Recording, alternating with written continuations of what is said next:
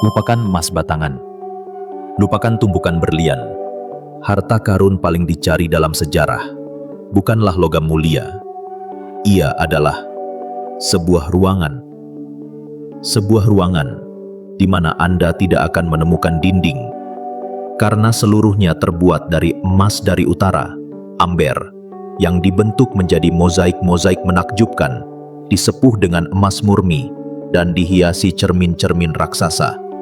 Sebuah mahakarya yang butuh puluhan tahun untuk dibuat. Sebuah keajaiban yang cahayanya disebut-sebut mampu menyembuhkan jiwa. Sebuah ruangan yang nilainya hari ini tidak terhitung. Ia adalah Kamar Amber, keajaiban dunia ke-8. Dicuri oleh Nazi dan lenyap tanpa jejak dari muka bumi. Kisah kita tidak dimulai dengan perang, tapi dengan persahabatan. Pada awal abad ke-18, dua penguasa terkuat di Eropa, Raja Frederick William I dari Prusia dan Tsar Peter yang Agung dari Rusia, membentuk sebuah aliansi. Sebagai simbol persahabatan abadi mereka, pada tahun 1716, Raja Prusia memberikan sebuah hadiah yang belum pernah ada sebelumnya. Bukan permata, bukan kuda perang, tapi sebuah ruangan prefabrikasi yang seluruhnya terbuat dari panel amber, dirancang oleh para seniman terhebat Jerman dan Prusia. Kamar Amber adalah puncak pencapaian seni barok. 6 ton amber, emas, dan batu mulia dirangkai menjadi sebuah simfoni cahaya dan kemewahan. Saat dipasang di Istana Catherine, kediaman musim panas para tsar di luar Saint Petersburg, ruangan itu menjadi legenda. Para tamu dari seluruh dunia terpukau. Mereka bilang, berada di dalam kamar amber saat disinari ratusan lilin, terasa seperti berada di dalam matahari itu sendiri. Selama hampir 200 tahun, kamar amber menjadi permata mahkota Kekaisaran Rusia, sebuah simbol kekayaan dan keindahan yang tak tertandingi. Ia menyaksikan pesta-pesta para tsar, kejatuhan dinasti Romanov, dan lahirnya Uni Soviet. Ia adalah saksi bisu sejarah. Namun, seorang tiran di Jerman juga menginginkan keindahan itu untuk dirinya sendiri.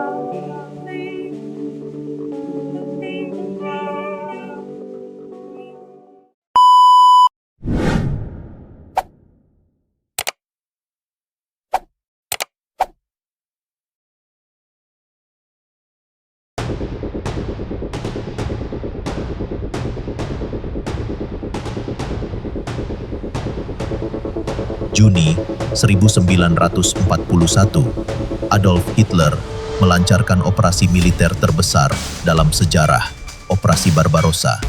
3 juta tentara Nazi menyerbu Uni Soviet. Tujuan mereka bukan hanya menaklukkan wilayah, tapi juga merampas budaya. Hitler, seorang seniman gagal, terobsesi dengan seni.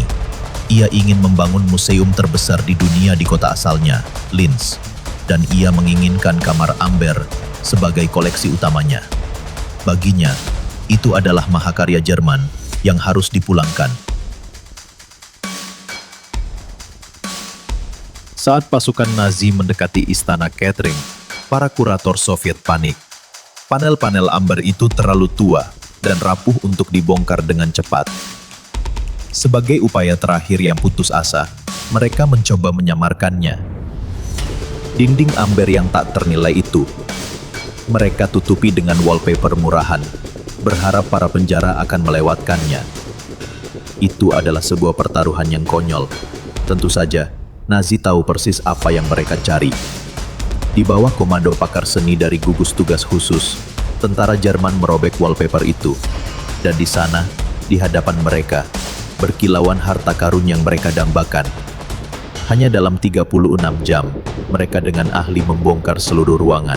Setiap panel, setiap ukiran, setiap cermin diberi nomor, dikemas dengan hati-hati ke dalam 27 peti besar, dan dikirim dengan kereta api ribuan kilometer ke barat, menuju jantung kegelapan.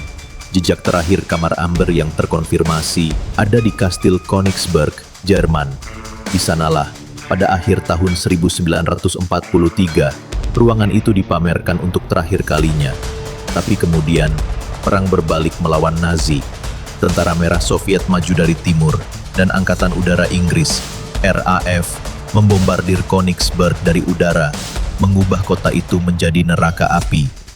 Dan di tengah kekacauan inilah, jejak kamar Amber menjadi dingin. Ia lenyap. Apa yang terjadi padanya? Teori-teori pun bermunculan, masing-masing lebih liar dari sebelumnya. Teori pertama, hancur di kastil. Ini adalah penjelasan paling sederhana. Banyak yang percaya 27 peti itu masih berada di dalam kastil saat dibom dan terbakar habis menjadi abu. Amber pada dasarnya adalah resin pohon yang mudah terbakar.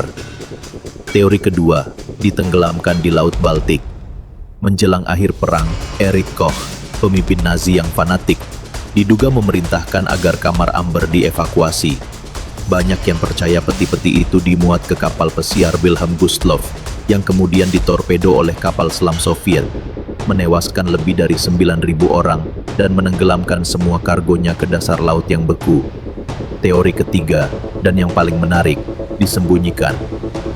Para penganut teori ini percaya bahwa Nazi yang cerdik tidak akan membiarkan harta sebesar itu hancur. Mereka yakin peti-peti itu telah dipindahkan sebelum pengeboman dan disembunyikan di salah satu dari ribuan lokasi rahasia Nazi, di dalam tambang garam Austria, di bawah danau pegunungan, atau di bunker beton yang terkubur jauh di dalam hutan Polandia.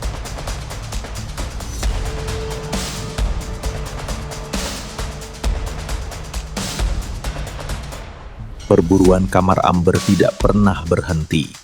Selama puluhan tahun, KGB Soviet dan Stasi Jerman Timur menghabiskan jutaan rubel untuk mencarinya. Para miliarder, petualang dan sejarawan telah mendedikasikan hidup mereka untuk memecahkan misteri ini. Mereka telah mengeringkan danau, menjelajahi setiap inci tambang garam, dan memindai dasar Laut Baltik. Setiap beberapa tahun sekali, sebuah berita utama akan meledak. Petunjuk baru kamar Amber ditemukan, sebuah bunker rahasia terungkap, sebuah buku harian tentara Nazi ditemukan. Tapi setiap petunjuk selalu berujung pada jalan buntu. Kamar Amber seolah ditelan bumi. Kutukan, kata beberapa orang. Pada tahun 2003, setelah bekerja selama 24 tahun dan menghabiskan 11 juta dolar, para seniman Rusia menyelesaikan sebuah rekonstruksi kamar Amber di lokasi aslinya di Istana Catherine. Sebuah mahakarya yang luar biasa, tapi semua orang tahu itu bukanlah yang asli. Kamar Amber yang asli, yang disentuh oleh para Tsar, yang dicuri oleh Nazi, masih ada di luar sana, menjadi teka-teki sejarah terbesar. Sebuah hantu dari masa lalu yang menolak untuk dilupakan. Kisah kamar Amber adalah tentang bagaimana sebuah puncak keindahan artistik dapat menjadi korban dari puncak kebrutalan manusia. Sebuah pengingat bahwa dalam perang, yang hilang bukan hanya nyawa, tetapi juga jiwa dari sebuah peradaban. Ia adalah misteri yang sempurna, tidak ada saksi mata terakhir, tidak ada bukti definitif, hanya ada potongan-potongan teka-teki yang tersebar di seluruh Eropa, menunggu untuk disatukan. Sekarang, giliran Anda untuk menjadi detektif. Dari semua teori yang ada, mana yang paling kalian percaya? Apakah kamar Amber sudah menjadi abu, terkubur di dasar laut, atau masih menunggu dalam kegelapan di sebuah bunker rahasia? Tulis teori terbaik kalian di kolom komentar. Mari kita pecahkan misteri ini bersama-sama. Jangan lupa like video ini jika kalian ingin melihat lebih banyak misteri sejarah yang kami bongkar. Subscribe dan nyalakan loncengnya, karena di episode berikutnya kita akan menyelami sebuah kisah yang lebih kelam lagi. Terima kasih telah menonton. Jas Merah, teruslah bertanya, karena di balik setiap sejarah selalu ada kisah yang belum terungkap.